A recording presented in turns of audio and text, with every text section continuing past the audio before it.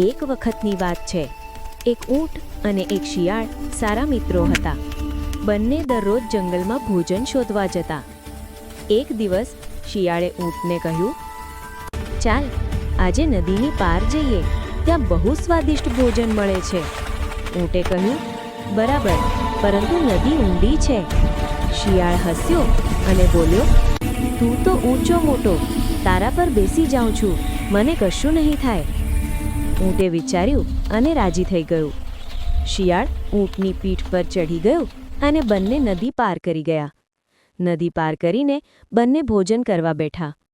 ઊંટ તો ધીમે ધીમે ચાવતો ખાઈ રહ્યો હતો, પરંતુ શિયાળે ચોરીથી ખેડૂતનું ખેતર લૂંટી નાખ્યું. ખેડૂત આવી ગયો અને શોર મચાવ્યો. શિયાળે ચપળાઈથી ભાગી ગયું, પણ ઊંટને જોતા ખેડૂતે તેને લાકડીઓથી માર્યો. ગરીબ ઊંટને બહુ દુઃખ થયું.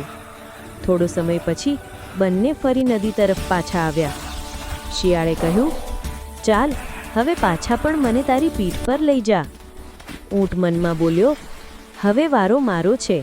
તેણે શિયાળને પીઠ પર બેસાડ્યો અને નદીમાં ઉતરી ગયો. નદી વચ્ચે પહોંચતા ઊંટે કહ્યું, મિત્ર શિયાળ, મને ભોજન પછી હંમેશા પાણીમાં ઢોળિયો ચાંપવાનો દાવો આવે છે. એટલું કહી ઊંટ પાણીમાં ધડાકાભેર ઉછળવા લાગ્યો. શિયાળ ઊંટને પીઠ પરથી પડી ગયો અને પાણીમાં બૂબું થવા લાગ્યો. કેટલાક પ્રયત્નો પછી તે સમહાવ કિનારે પહોંચી ગયો. શિયાળ